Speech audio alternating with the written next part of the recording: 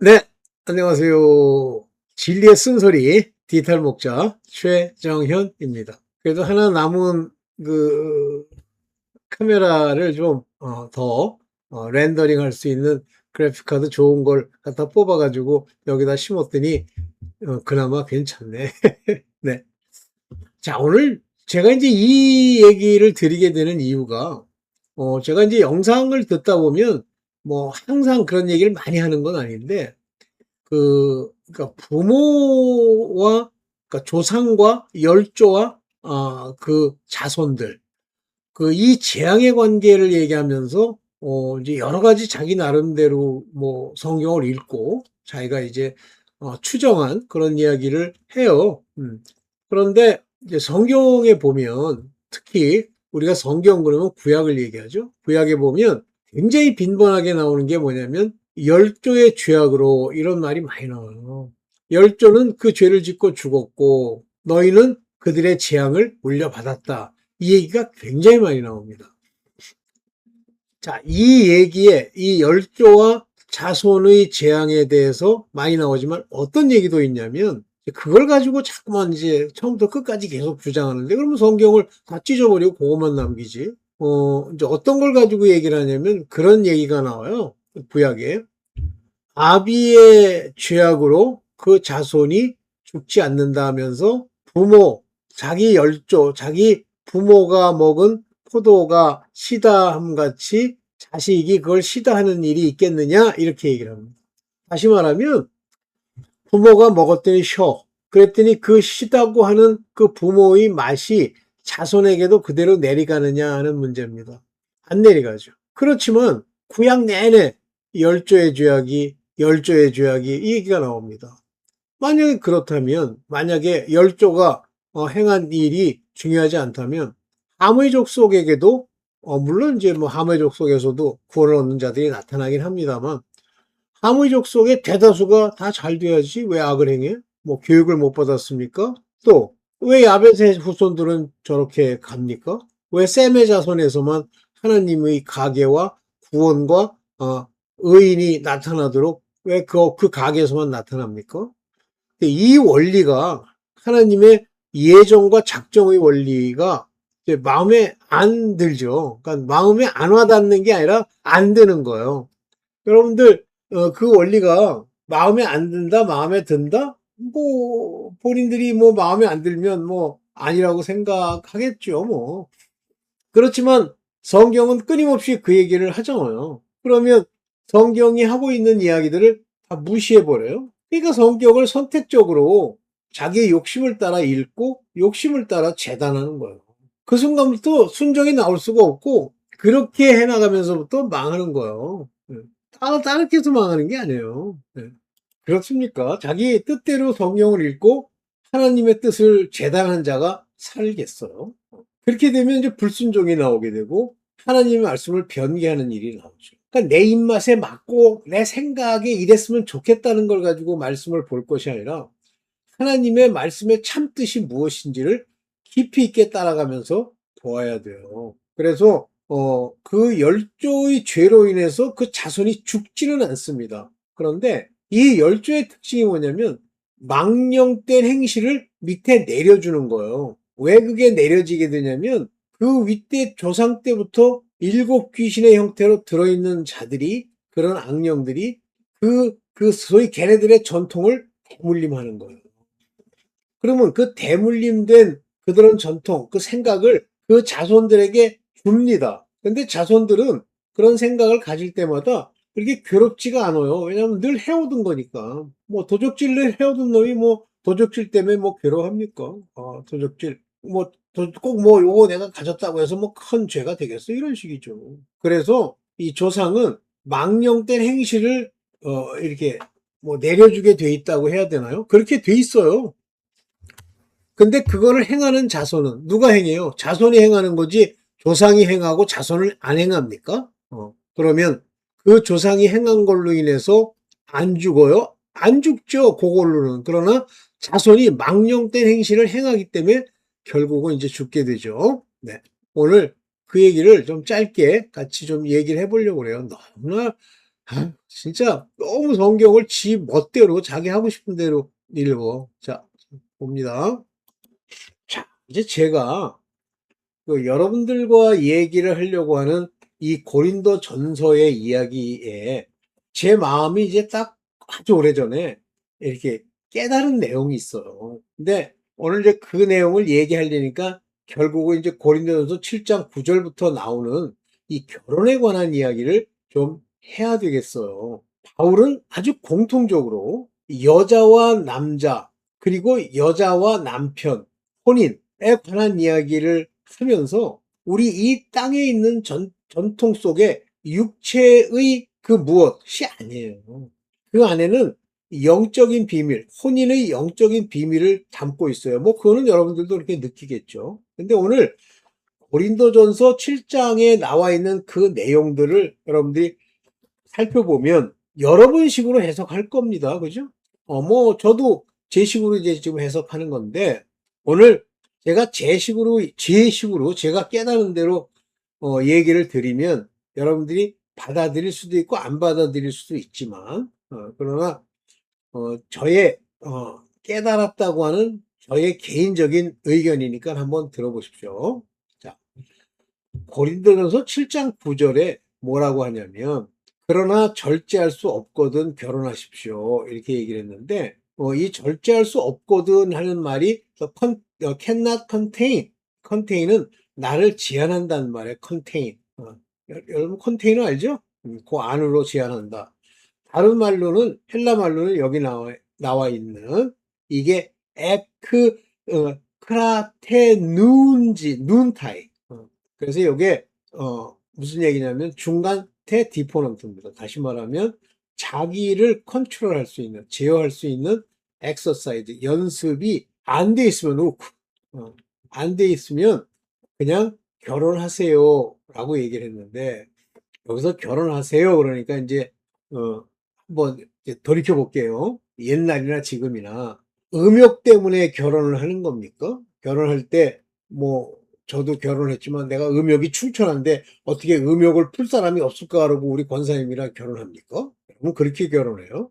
인생의 배우자를 만나는 거고 여자들은 남자가 자기보다 좀 더 많은 것을 알고 또 같이 인생을 살아갈 수 있는 사람과 결혼하는 거죠. 그거는 이스라엘도 마찬가지, 전 세계가 다 마찬가지예요. 근데 여기 절제할 수 없거든 결혼하십시오. 이게 무슨 얘기냐고요. 뭐 제가 억지 피운다고 생각하고 들어보세요. 이 결혼이라고 하는 것은 우리가 말하는 종교 활동을 얘기하는 거예요. 종교 활동. 즉 남편을 불러오라 할 때 그 남편이 누구라 그랬어요? 내 정신적인 사고의 핵심 되는 부분이죠. 그래서 뭐 네 남편이 다섯이 있었지만 여섯 번째도 네 남편이 아니다 하는 건 종교적인 종파나 또는 종교적인 뭐랄까 자기가 믿는 바가 다르다는 얘기예요. 근데 여섯 번째도 다른 거예요. 그렇지만 예수께서 이제 진짜 남편 즉 예수 그리스도로 말미암아 네가 이제 바로 선다 그 얘기죠. 마찬가지 결혼하십시오. 그러면서 결혼의 혼인의 비밀에 대해서 얘기를 하잖아요. 이 얘기 무슨 얘기냐면 절제할 수 없거든요. 뭐냐면 인간이 혼자 이렇게 살아가잖아요. 그러면 자기가 뭘 구하고 자기 나름대로 뭐 의지하고 하는 것들이 있는데 잘못하면 어떻게 되냐면 음녀가 된다, 음란하다 하는 그 얘기가 뭐냐면 엉뚱한 종교. 갑자기 유대인이 다 때려치고 갑자기 무슨 그 뭐라 그럽니까? 이슬람은 이제 나중 얘기고 그 이상은 불교로 간다든가 아니면 뭐 짜라투스트라는 이렇게 말했다는 배화교로 간다든가 이런 것들은 바로 자기 스스로 혼자 잘 지낼 수 있는 컨테인 할 수 없는 자기를 이렇게 셀프 컨트롤 할 수 없는 자기를 컨트롤 할 수 있게 해주는 그것을 결혼이라고 얘기하는 거예요. 그래서 욕정에 불타는 것보다 결혼하는 편이 낫다. 그러면 이 결혼은 욕정에 불타는 사람만 하는 겁니까? 여기 to burn 하고 to marry. 그러면 막 번해가지고 막 부글부글 하는 것과 marry, 이 결혼을 같은 걸로 치는 거예요? 아닙니다. 욕정에 불탄다는 건 뭐냐면 우리가 말하는 우상 숭배를 하고 싶은 당연한 욕구, 그 얘기를 하는 거예요. 욕정 이렇게 얘기를 했는데 여기 보면 이 퓨로사이 이렇게 얘기하냐, 퓨로사이. 이게 불타다 그런 얘기예요. 그러면 여기서 불타다는 게 욕적으로 불탄다는 얘기가 없습니다. 그러면 뭘 얘기하건 메리라는 겁니다. 아메사이, 결혼하는 걸 말하는 거예요. 그러면 왜 불타? 바로 자기가 삶 속에서 자기가 의지하고자 하는 그 무엇을 따라 막 의지하고 싶어가지고 종교에 귀의하고 싶은 그 마음을 얘기하는 거예요. 마치 이걸 읽고 나면 무슨 인간 여자나 남자든 그저 욕정 하나 가지고 뭐 결혼하고 이거 하는 것처럼 아니에요. 오케이. 그런데 여기 재밌는 얘기를 해요. 여기 보세요. 고린도전서 7장 14절에 믿지 않는 남편, 요건 누구를 얘기하냐면요. 믿지 않는 남편이라고 하는 것은 unbelieving husband. 이건 누구를 얘기하냐면 율법에 속한, 즉 율법이 그 남편이 된 케이스예요. 그런데 이런 믿지 않는 율법에 속한 남편, 즉 율법에 속한 사람도 그의 아내로 말미암아, 그러면 여기 그 아내로 말미암아 거룩해지고라는 말은 뭐냐면 아내가 믿는단 말이에요. 믿는 아내로 인해서 믿지 않는 율법에 속한 자가 변화된다는 얘기예요. 거룩해지고. 거꾸로 믿지 않는 아내는 율법에 속해 있어서 이 이스라엘 사람들처럼 율법을 신봉하는 사람, 그런 아내도 그의 남편으로 말미암아, 즉 이 남편은 말 그대로 남편이에요. 믿는 자, 복음에 속한 자로 말미암아 거룩해졌습니다. 아니, 거룩해 되는 게 아내가 있으면 거룩해지고, 아내가, 믿지 않는 아내가 남편으로 거룩해지는 게 말도 안 되는 소리자는 거잖아요. 이 거룩해진다는 것은 곧 복음의 일꾼이 된다, 복음을 따라간다는 얘기예요. 그런 자들만 거룩해지는 거예요. 그런데 여기 중요한 얘기가 있다. 그렇지 않으면 이렇게 믿지 않는 남편도 거룩해지고 믿지 않는 아내도 거룩해지는 바로 이와 같은 아내나 남편의 믿음이 그리스도의 일꾼으로서 하나님이 함께하는 그러한 사람이 아니라면 그들의 자녀도 깨끗하지 못할 것인데, 다시 말하면 이 자녀들은요, 이러한 부모를 가지고 있으면 이게 지옥 간다는 얘기예요. 깨끗하지 못할 자가 천국 못 갑니다. 깨끗하지 못할 것인데, 만약에 아내나 남편으로 해서 거룩해졌다. 즉 복음의 일꾼이 되고 그 복음의 일꾼의 뜻을 따라 믿지 않는 남편이 따라오거나 믿지 않는 아내가 따라와서 거룩해지면 그 자녀도 거룩해진다. 그럼 여기 중요한 얘기가 이 자녀, 즉 남편과 아내로 인해서 만들어진 자녀, 즉 교회로 치면 교회 안에 뭐 어쩌고 하는 자녀들, 그들은요, 이 남편과 아내가 거룩해지지 않으면 안 돼요. 이게 그 얘기입니다. 그래서 왜 남편과 아내에 대해서 믿음과 거룩이란 말이 나와? 그리고 그 자녀가 나와. 그래서 이 자녀도요, 부모가 믿지도 않고 엉망진창이잖아요. 깨끗하지 못하고, 이들은 이 깨끗하지 못한 채로 자기가 거룩해지는 그 길을 걷지 않으면요, 이 자녀는 죽어요. 그래서 부모가 어떠냐에 따라서 이 자녀는 죽어서 지옥 갈 거냐, 천국 갈 거냐는 걸 결정을 해줘. 근데 뭐 억지를 피더라고. 보면 뭐, 이제 어린아이들, 죄를 범한 적이 없다 이거야. 그건 네 생각이고, 죄라고 하는 건 뭐예요? 믿지 않는 것이 죄다. 저도요, 너무 좀, 뭐랄까, 포괄적이고, 굉장히 광범위하게 말씀하신다. 믿지 아니하는 것이 죄다?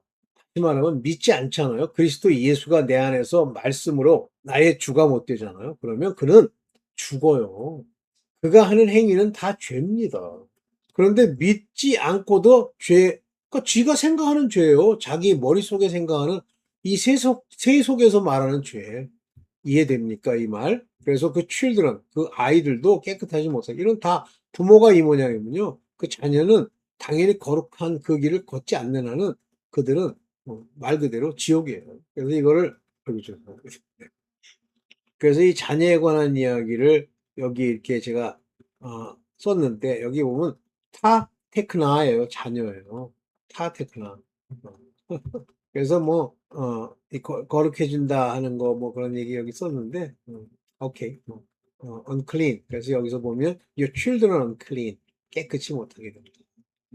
그렇지만 지금, 만약에 허스번드와 또는 그 와이프가, 이렇게 뭔가 서로 거룩해 되는 이런 관계로 두 부부가, 율법에 속했던 복음의 자녀든 이렇게 돼서 율법에 속한 자를 복음으로 인도하고 복음에 이렇게 하면 그 자녀들도 복음의 일꾼으로 거룩해진다. 그 얘기예요.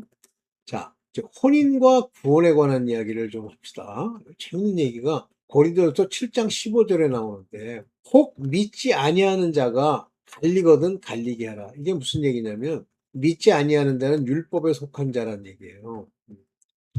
근데 그가 너는 복음에 속한 사람이니까 나는 같이 못 있겠어. 나는 내 율법으로 돌아가야 되겠어. 그러면 돌아가게 하라는 거예요. 그래서 형제나 자매, 다시 말하면 이 형제나 자매라고 하는 것은 바울 입장에서 보면 복음에 들어온 자들이죠. 이런 일에 구속받을 것이 없느니라.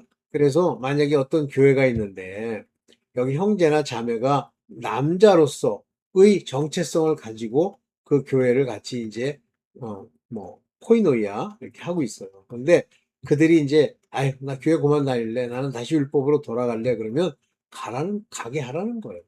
그런 일에 구속받을 것이 없다. 다시 말하면 네가 묶일 것이 없다. 그러니까 오늘날 가짜 교회죠, 다. 그러나 하나님은 화평 중에 너희를 부르셨느냐.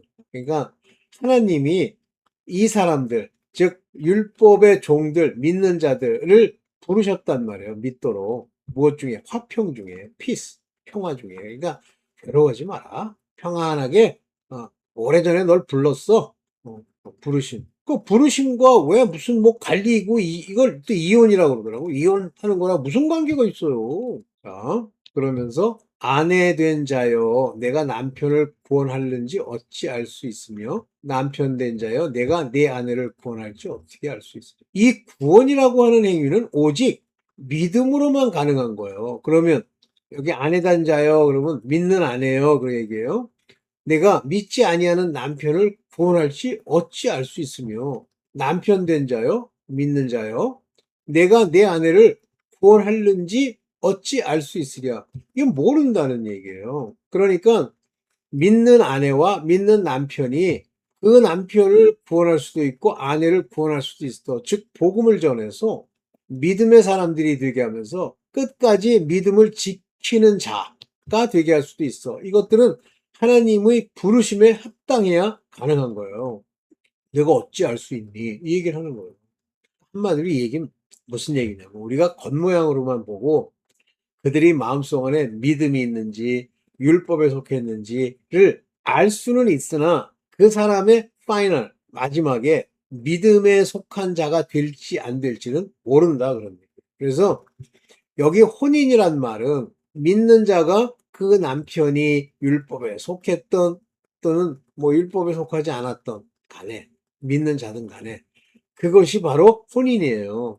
둘이 하나가 되는 거죠. 그래서 혼인의 비밀이 그건데 이것은 남편이 혹 믿지 않아도 구원을 할 수 있다라는 얘기입니다. 또 뭐 내가 열심히 믿으니까 남편은 자동으로 구원된다. 아니 그 얘기가 아니에요. 남편의 행실과 남편의 가는 길을 보고 그렇게 될 겁니다. 된다 그런 얘기예요. 그래서 여기 보면 You shall save thy wife. 이거는 네가 shall 한다는 얘기 아니에요. 내가 내 와이프를 세이브 하도록 만들어 줄 어떻게 알아? 하나님이 그렇게 인도할 줄 어떻게 하느냐. 즉 혼인에서 아내와 남편의 관계가 맺어진 것 자체는 바로 이걸 얘기하는 거예요. 믿음을 전파하는 하나의 대상으로서의 의미를 가지고 있다는 말입니다. 맞아요. 그래서 남편과 아내의 비밀을 보면 고린도 전서 7장 17절에 보면 오직 주께서 각 사람에게 나누어 주신 하나님이 각 사람을 부르신 대로 행하라. 믿음을 받은 자든 율법에 있던 부르신 그대로 행하라. 그래서 바울이 모든 교회에서도 이와 같이 명하노라.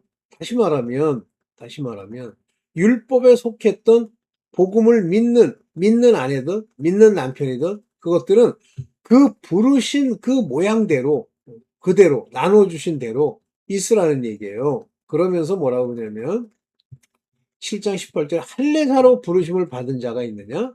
그러면 할례자로 있을 때 부르심을 받은 자가 있냐 하면 너 율법을 따르는 자로서 부르심을 받았어? 네가 택하심을 받아 이제 구원에 이르면 베스트. 그렇다고 해서 할례자로 부르심을 받아서 너는 율법에 속한 자인데 무할례자가 되지 말며 이 얘기는 무슨 얘기냐면 할례 안 받은 이방인처럼 뛰어다니지 마. 그 얘기예요. 근데 너 이방인, 무할례자로서 부르심을 받았어? 너 이방인이야?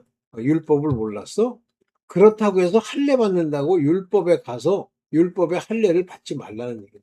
이해되세요? 왜 갑자기 고린도전서 7장 18절에 할례자와의 부르심, 무할례자의 부르심이 나옵니까? 남편과 아내가 할례자였던, 무할례자였던 부르심을 받은 자들에 합당하게 행하라는 것 뿐이에요. 그런데도 불구하고 부르심을 받았는데도 불구하고 내가 나뉘겠다 그러면 나뉘게 두라는 거예요. 이 마지막인가요? 마지막. 네. 이해가 되시죠? 제가 하는 얘기가 뭐 여러분 듣기에 황당한가요? 그렇지 않죠. 바울이 한 얘기 중에 남편, 아내, 여자, 남자는 다 그냥 여자, 남자 그러면 남자는 복음에 속한 자들, 복음의 일꾼들, 여자 그러면 율법에 속한 자들을 얘기해요. 그러나 여자 중에도 부르심을 받고 택하심을 입으면 머리를 깎지 않고 지내고 남편에게서부터 벗어날 수 있다고 그러죠. 자, 그러면 이렇게 자식이라도 부모가 믿지 아니하는 자로 말미암아 그 자식이 스스로 자기가 믿어서 아버지께 구원을 얻을 자가 아니면 죽는다는 거예요. 그래서 부모의 중요성은 바로 그 부분에 있다는 걸 이해를 하시면서 부모의 죄로 말미암아 자식이 죽진 않지만 제가 쓴 것처럼 자식이 행한 망령된 행실, 즉 유전한 망령된 행실이에요. 부모가 내려준 것을 행하면 죽습니다. 반드시 죽습니다. 그러면 만약에 그게 없다 그러면 우리가 하나님으로 말미암아 육신에 속한 것, 즉 육신의 생각을 따라야 할 이유가 없고 육신의 생각이 들어올 이유도 없잖아요. 다 떠났는데 안 그래요. 육신에는 반드시 조상의 망령된 유전한 행실의 그 습관, 옛곡식, 묵은 포도주를 먹는 것을 좋아하는, 즉 율법에 속한 것을 따르려고 하는 속성이 있다. 그래서 그 속성을 따라 가게 되면 반드시 죽는다. 이거죠. 그래서 죽고 사는 거는 우리 구원은 믿음에 있지만 그러나 그런 모습을 통해서 우리가 알 수 있다. 네, 그런 정도만 얘기를 하고 주겠습니다. 네, 일주일 잘 지내시고 이 8월 9월 잘 지내세요. 항상 기도하고 또 성경 보고 주님만 생각하고 이렇게 지내십시오. 네, 네, 감사합니다.